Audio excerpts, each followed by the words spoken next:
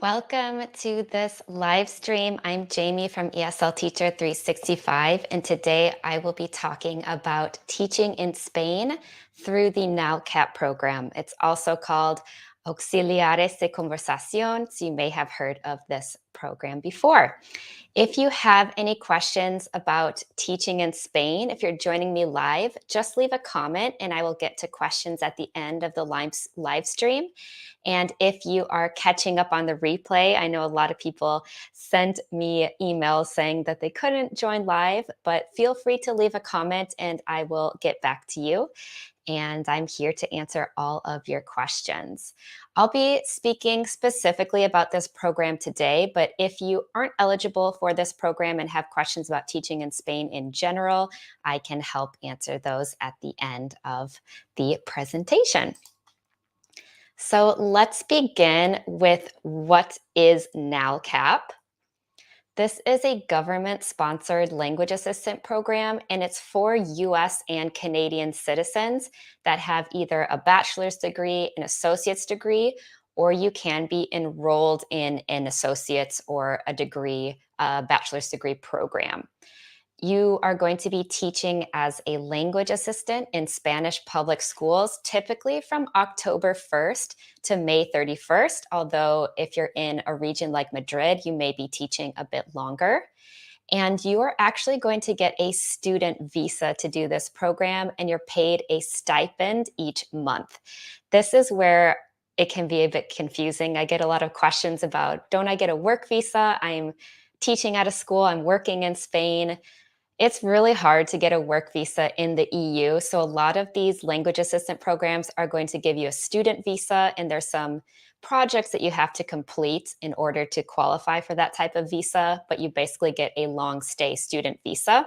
And because you're paid a stipend, that kind of works out to not being a salary. I taught in Spain for 5 years. I did the NALCAP program only for one of those years. I also did the USETAM program, and I taught at an American school in Madrid as well. But I loved teaching in Spain. I definitely miss it. But if you like teaching kids, there are a lot of great opportunities. So NALCAP is specifically for teaching kids. First of all, you need to choose your region. So you will have the option of choosing some different places that you would like to teach in.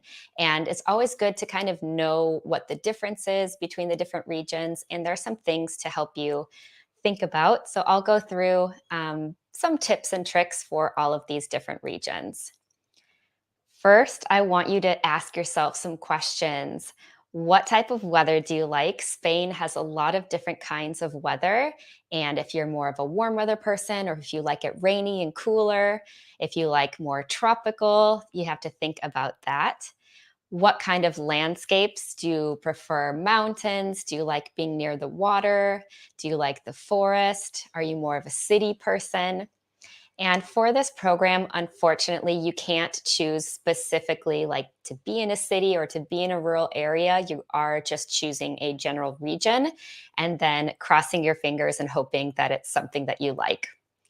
Are you interested in history, food, or traveling the rest of the EU? These are things to consider when choosing your region. And importantly, in Spain, there are several other languages spoken there. And you need to think about if you're okay being somewhere that Spanish isn't the only language. If you're trying to learn Spanish, you might want to choose a region where Spanish is kind of the only language spoken there. But for example, in Catalonia, you'll have Catalan and Spanish, you'll have Gallego in Galicia, you'll have Basque and País Vasco. So you just need to think about if you're okay with that. Madrid is where I taught, and these positions have 16 hours per week, and you're paid 1,000 euros per month. And this is where you're going until the end of June. So this is slightly longer than some of the other regions. And just be aware that just because you choose Madrid doesn't mean that you're going to be in the city of Madrid. You could be in a little town outside of it. You could be in another part of the region. I was in Móstoles, which is I think it was about a 30-minute bus ride from the city. So I lived in the city and then I took my bus to school every day. So it's just a smaller town. This is one of the regions with the most positions. There's over 1,000 positions in Madrid. You do have to think about that. You don't really want to select regions that don't have many placements because then you might not get anything that you're wanting. So how it works is there are 3 different columns and then groups of these regions, and you will select one from each group. The other regions are going to be between 14 and 16 hours per week, 800 to 1,000 euros per month, and typically October 1st to May 31st. I'd say some of the smaller regions, it's more going to be the 14 hours, 800 euros, rather than the higher hours. Andalusia is another big region. A lot of placements are there. Some of the biggest cities are Granada, Sevilla, Cordoba, Malaga. If you like it hot and dry, a little bit chilly in the winter, that's what you'll have here. I studied abroad in Granada twice, and the Spanish in this region is a bit more difficult to understand. So if you're wanting to really improve your Spanish, this is a good place to go because it's a bit of a challenge. New in 2024, they recently just sent this out to all of the current teachers in Andalusia. You can no longer renew for a second year in this region. So if you want to renew, you have to choose a different region. Before, you could renew for a second year pretty easily, staying in your same school, but looks like they changed that for this year. So just something to be aware of. Galicia has around 200 positions, and Valencia has around 900. So these also have a lot of positions available. Galicia is in the north, and so you're going to have more rainy, green weather, and Gallego is spoken there. It's kind of a mix between Portuguese and Spanish. It's very, very beautiful. Valencia, you have Alicante and Valencia, sunny, mild winter, hot summer. There are some issues with pay in some of these different regions. So the person that is in charge of paying, it is going to be different from region to region. That is something to keep in mind. I know that Valencia is a beautiful place to be and work, but if you want to get paid on time, you want to consider that. Some more regions in northern Spain. You have Asturias and Cantabria, País Vasco. There's also the Basque language is spoken there. These regions are all going to be pretty similar in terms of weather and climate. You also have Navarra, 4 positions. So I'm taking these statistics of how many positions on the official website. You can find, I believe they had the figures, or maybe it was like 2022, how many positions they had in each region. And it does change from year to year, but this is just to give you a basic idea. So not many positions there. La Rioja has 40 positions. Aragon also had some pay issues, so be careful with that one. Catalonia, I know a ton of people want to teach in Barcelona, but there aren't many positions available through this program for Barcelona. There's also the islands. So you have the Islas Baleares, so places like Mallorca, Menorca, Ibiza, and then the Canary Islands, las Islas Canarias, if you want a very different kind of experience. And their Spanish is a bit more similar to South American Spanish. And traveling is going to be a lot more difficult from there because it is quite far away from mainland Spain, but can be a great experience. Then you have Castilla y León, Castilla-La Mancha, Extremadura. If you like history and castles and UNESCO sites, these are some fantastic regions to be in. And then you have Murcia, has great climate. And then there are two positions in these tiny little territories in Africa. I've never met anyone who's taught there, but I think that'd be a very interesting place to be. Let's talk a bit about the actual application itself and paperwork. Now, this year applying has been a bit of a disaster, and what happened was They have this portal called Profex, and it was supposed to open, I believe it was maybe like February 9th, and February 9th came around, then they changed it, they changed the date, and they were just having problems, and they've now opened a Profex 2 portal. So if you go on the official website for the NALCAP program, you'll find that they have a new Profex 2 handbook, and you need to apply through the Profex 2 portal. So just be careful. I don't know what happened this year, but it has been a bit crazy. You do need to know which consulate that you want to select based on your state driver's license. So I'm in Wisconsin and I had to go to the Chicago consulate, for example. So you just need to be aware of that. And normally I would advise everyone to start gathering their documents and filling out as much of the Profex application as you could before the applications opened, but this year was a little bit different. But I'll go through the different documents that you need. How it goes is between April and August, you're going to look for an email that says admitida, so that you've been admitted. This means that you qualify for your placement, but you haven't been placed yet. So you need to go and accept your position in your Profex portal, and you have 3 days to do this. So between April and August, be checking your email pretty much every day to see if you've gotten that change, and you need to accept it there. And once you are accepted, your status is going to change to plaza aceptada, so your placement has been accepted. This was definitely a bit of a stressful time. There are a lot of Facebook groups for this program, and I recommend joining those because you'll see a lot of messages about people starting to get their placement, so you'll know to check your email and just make sure everything's okay. Around late May to August, you will get a letter of acceptance. This is when you finally find out where you have actually been placed, what your school is, where it's located, and you can start to plan where you want to live and all of that kind of stuff. And then you will need to schedule your visa appointment once you have this letter. You cannot request your visa without this letter. The documents that you need to apply, there are 4 main documents. First is your passport. So for this NALCAP program, you need to have a Canadian or US passport. There are other options for the Auxiliares de Conversacion program. There are, for example, you can have a New Zealand passport, Australian, UK, Indian, or Filipino passport. So if you're from one of those countries, just search Auxiliares de Conversacion and then India or whatever your country is, because you have some different requirements than the Americans and Canadians. And if you're not from one of those countries, there are other options for teaching in Spain.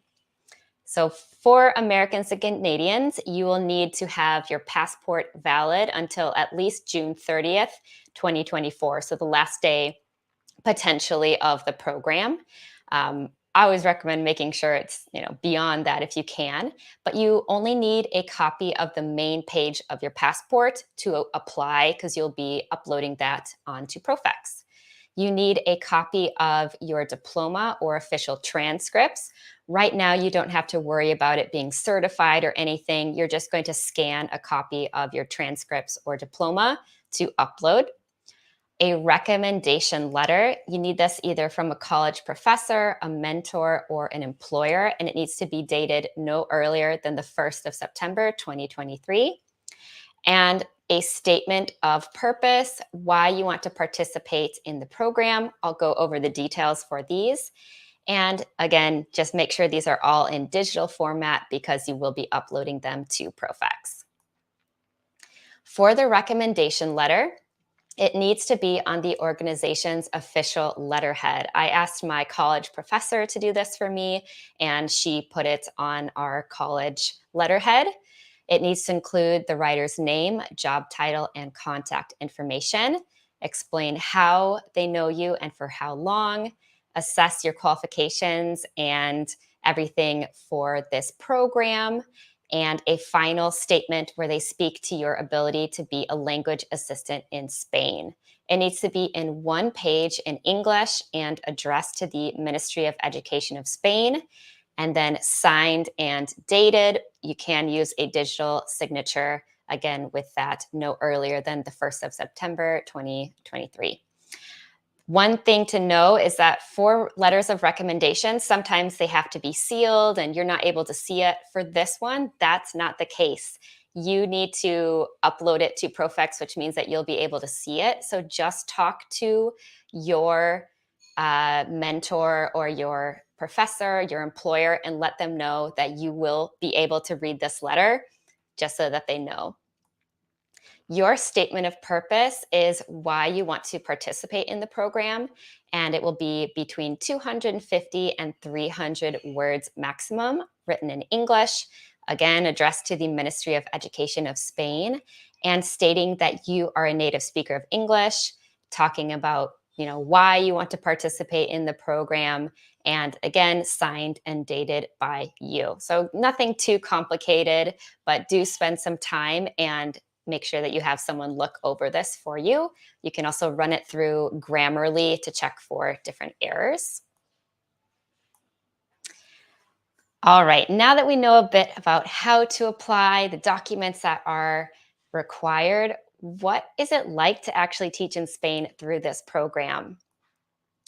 Your experience will vary. My experience was very different from other friends that I had teaching in other schools, even though we were all doing the same program. I had friends in other regions. I had friends in other schools in Madrid, and everyone had a completely different experience. It's going to come down to your school and even your co teachers. Some of my co teachers I got along with really well.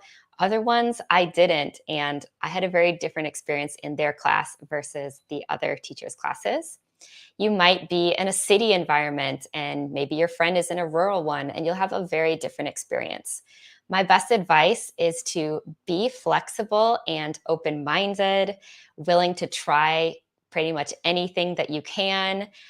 There's going to be situations where maybe you're not quite sure what your co teachers want from you, or just, yeah, moments of not really knowing what's going on, confusion, but just be open and try your best. I do recommend coming prepared for class. You may have very limited access to materials. At my school, we had a printer where we could make some copies, but not many, and not much beyond that. There were flashcards. They did have a book for us to follow. But if I wanted to do any of my own activities, I basically had to make them myself or find things online. Um, so just think about that. So I always recommend having a few different games or activities kind of in your back pocket that don't require a lot of materials that you can use at any time, especially because you'll find that you'll have a co-teacher who will say, I don't know, just do something, play a game with them today. And if you don't have anything planned, it is a very miserable time. So always come prepared. Also, get involved in the local culture and your school community. If you do want to learn Spanish, I always recommend living near your school because it's typically going to be in a smaller area. And that way, you're really speaking Spanish, getting to know people. See if you can participate in anything like after school activities or sports. Sometimes they'll allow you to do that. But yeah, get as involved as you can. And for health insurance, it will depend on your region what they award you. For mine, when I was through this program, we got the public healthcare system for Madrid, but I think the years previous they had had private, so it seems to kind of switch, but you'll get something that will cover you during your time when you are living in Spain. But this health insurance only covers you from October 1st until your end date. So if you are traveling before then, say you're coming from the US and then maybe arriving 2 weeks ahead of time, you want to get travel insurance to cover you during that time for medical reasons, also any sort of flight interruptions. Maybe your visa is delayed and you've already bought your flight. So definitely get travel insurance. And then if you want to go to other countries, maybe on a school break or the Christmas holiday, you need to have travel insurance for that because your Spanish healthcare isn't going to cover you in other places. So I recommend Safety Wing because it kind of functions as a subscription and you can easily just add it if you're going away for a week or two. Just to know that medication is much cheaper in Spain. For example, I had some eye drops that in the US were $200 and in Spain they were €3. So that is good to know if you do need any sort of medication.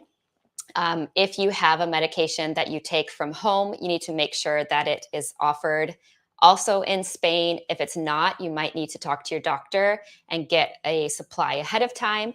And if it is in Spain, it might be under a different name. So just make sure that you know what to ask for when you're going to the pharmacy. What are Spanish kids like? In general, they have a lot of energy. They get really excited about activities. They can be quite loud. They definitely love playing games, anything with sports or music. The class sizes can be quite large. It really depends on where you're teaching, but you could have 30 first graders in your class and little tiny desks and not much space to move around. So just be aware of that. And many teachers will want you to work from a book, which can be a bit monotonous and boring. So talk to them about kind of spicing things up and doing some other activities and games, but just know that you may be asked to work from that book.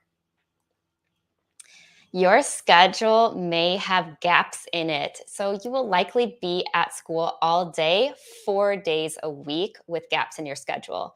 For the NALCAP program, you aren't working 5 days a week, you're working 4 days a week. You typically get off either Monday or Friday. And you will find that you'll have some classes and then a gap, some classes and a gap. So it's not like you're working your, 14 hours and then just kind of leaving, but you can use that time to prep. And some schools will give you 1 hour of prep time as part of your 14 or 16 hours, but not always. Some teachers do tutor privately or they do freelancing during the breaks. You can ask and see if this is a possibility at your school. I know that some of my friends would tutor some of their students during the lunch hour, for example, but just double check with your school first to see if this is available. And you may be teaching other subjects. I definitely taught other subjects. Not all of the classes will be English. It could be, for example, art, physical education, science, social studies, math. I had a friend who taught philosophy, drama classes, but you're teaching these in English. I did a lot of art, social studies, English, and science classes. So if you like teaching different things, that can be fun, but you will find some placements are just for teaching English. And again, you don't really get to choose, it's just whatever you're assigned. The co-teachers may not give you very much guidance in terms of what to teach. I mentioned before, they might just say, okay, yeah, just like play a game with them and not really give you much guidance. Whereas other ones, I had a science teacher who would very specifically say, okay, we're doing a unit on the moon. So I need activities related to the moon. I need to do some quizzes. I had to make PowerPoint presentations, teach them the material, different things like that. So yeah, just always be prepared, basically. Okay, well, now it is time for questions. I have quite a few here. And again, if you are catching the replay, just leave a comment down below and I will answer it when I can. Okay, so let's see. I'm just going to get rid of this so we can see a little bit better. All right, so Nicholas says, for the person who is highly interested in being able to choose where, like what specific region, what options are available? That's a really good question. Not this program because it's just luck of the draw. You're just kind of assigned somewhere. So if you're wanting to say, I want to teach in, I don't know, Vigo specifically, the better option will actually be to get a student visa at a Cervantes approved institution to study Spanish, or you could find a school to study something else. And then you can get work permission up to 30 hours per week. And using that work permission, you can either work at an academy, you can do private lessons, you can do business English lessons. So it is going to be more challenging in terms of finding teaching positions. And then you obviously have to pay for your student visa and your studies. So that's why these language assistant programs can be quite nice. You don't have to worry about those extra payments, but you don't get to choose specifically where you're going to be. So I'd say that's kind of the best option. All right, let's see. So Shelly says, are you able to travel while being treated for a disease? I would need to be treated by a doctor in Spain. That's a really good question. So for this program, you do have to get a medical test from a doctor basically saying that you are fit to travel and to participate. So I'm not sure exactly, what they uh, would consider to be healthy and everything. So that is something that maybe you could contact your local Spanish embassy or consulate and ask about that because I'm not really sure. All right. So we have the question, is there an age limit for teachers? Yes. So the age limit for this program is 60 years old. I've been told that that's because of the visa. So technically in Spain, there is no age limit for working, but for this visa, they do have an age limit of 60, but there are definitely teachers of all ages participating in this program. All right, let's see what else. So Nen says, do I have to get my TEFL completed before I apply? I'm in the very early stages of research, but I'm very interested in doing this and I have money saved up for the initial upfront costs and such. That's fantastic. Whenever teaching abroad, yes, start saving now because you're going to have lots of upfront costs. Your first accommodation, your first month of rent, your kind of expenses and everything, your flight. So yeah, as far as the TEFL for the NALCAP program itself, it's not required, but I highly recommend that you get your TEFL before you do any sort of teach abroad program. I didn't do this. I was actually a certified Spanish teacher, so I had idea of how to teach, obviously, but I wish that I had done my TEFL certificate so I had more ideas and resources for ESL teaching specifically. I would have been a lot more confident in the classroom. And when working with my co-teachers, I would have had a lot of resources and ideas of different activities and things to do. So definitely get your TEFL done before you do any sort of teach abroad program, even if it's not required. But that's just my advice. All right. When you applied for your master's, were you already in Spain or did you apply for the master's before you went to Spain? So, yes, Chaneldra. Oh, I like that name. I did a master's in Spain my first year that I taught there, and that was in conjunction with a different program called USETAM. So, I was actually in Egypt, and then I applied to teach in Spain. So I had to do all of my paperwork from Egypt, and I had my mom help me do the parts that I needed done in the US. And I arrived to Spain with the paperwork for that master's program and then was also teaching on the side. So, yeah, I needed to kind of have everything sorted before I arrived in Spain. And there are some cases where you can do the visa paperwork in Spain, but typically you're going to be doing it from your home country. Okay. All right. Ryan is missed some of it. No worries. So probably been asked, but do you need a degree for this program? So for the NALCAP program specifically, they want either a bachelor's degree, an associate's degree, or for you to be enrolled in one of those programs. So if you're, for example, a junior enrolled in an associate's degree program or a junior enrolled in a bachelor's degree program, then you can qualify for NALCAP. And your degree doesn't have to be in English or teaching or anything like that. It can be in any sort of subject. Okay. Any other questions? Just leave them for me down below. I do have a lot of other videos on teaching in Spain. I have a whole Teach in Spain playlist. So if you want to know about USETAM or the master's program that I did, I also have a video on other programs in Spain. Yeah, I recommend going there. All right. Thought the TEFL was mandatory. So, for example, from programs like Conversa Spain. So, I've been looking into TEFL certs, and a lot of them are just 120 hours with no practicum. So, you're right. Like some programs are going to say that they want a TEFL or not, but for NALCAP specifically, it is not required. But other programs, they make their own rules. So, anything that they want, they can say. I don't recommend the 120-hour certs with no practicums if you want to teach abroad, unless you're already a certified teacher. If you're already a certified teacher, obviously you've done student teaching, you have an education certificate.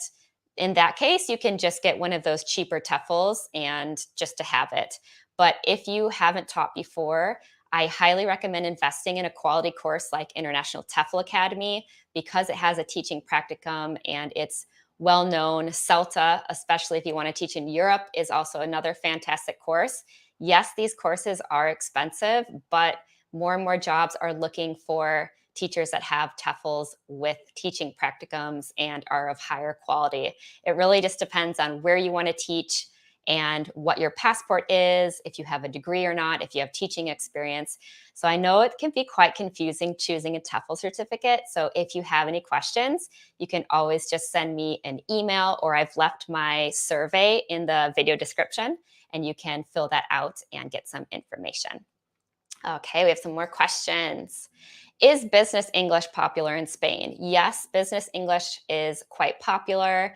I did some private tutoring with business English students. So I would go to their houses and help them. But if you're working at a private academy, some of the private academies will send their teachers to businesses. So the things that are going to be different with business English is that the hours can be quite varied. If it's a busy time at work, you'll find that they don't really want classes. And if it's not, then you may have a lot of classes.